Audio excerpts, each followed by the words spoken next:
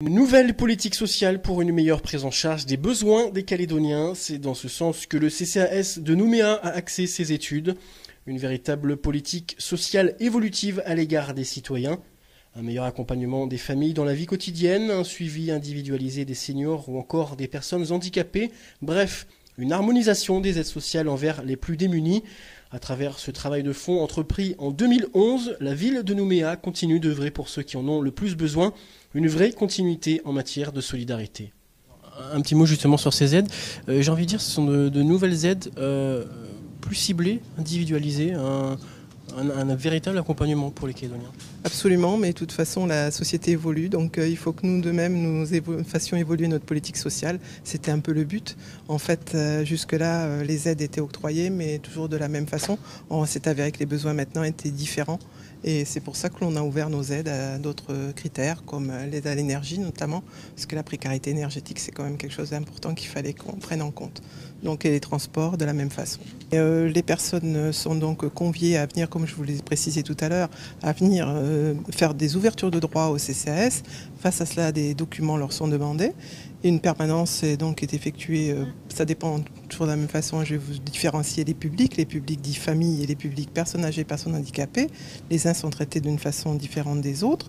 Et concernant les personnes âgées, personnes handicapées, ils viennent ils peuvent venir tous les jours. S'il y a une situation d'urgence, on y répond de manière très urgente, c'est-à-dire dans la journée.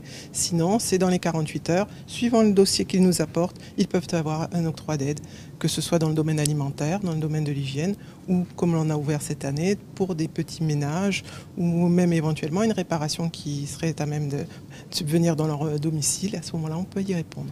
C'est une véritable action de solidarité. Qui dit solidarité dit forcément prise en charge aussi, comme vous le disiez tout à l'heure, des concitoyens. C'est aussi aux concitoyens calédoniens d'aller de l'avant et d'aller justement dénoncer un petit peu certains. Voilà, absolument. C'était un peu la volonté que l'on a au travers justement aujourd'hui de ce communiqué de presse, de pouvoir un peu toucher les citoyens, de leur dire c'est aussi de votre ressort, c'est ça la solidarité, ça commence par vous. Si vous êtes témoin de situations que nous ne connaissons pas forcément, nous travailleurs sociaux, mais qu'au contraire, au travers d'un voisin ou d'une situation familiale, eh bien venez, n'hésitez pas, venez nous en parler. À ce moment-là, les travailleurs sociaux se rendront au domicile de ces personnes et peut-être même pouvoir un peu leur donner un peu plus de sourire pour certains. Toutes ces mesures sont entrées en vigueur le 1er janvier 2013 et s'étendent déjà aux communes du Mont-d'Or et de Dombéa.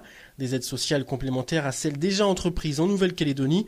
La ville de Nouméa invite également ses concitoyens à dénoncer des situations délicates dont elles n'auraient pas information afin d'aider les plus délaissés, parce que la solidarité se conjugue bien sûr à plusieurs.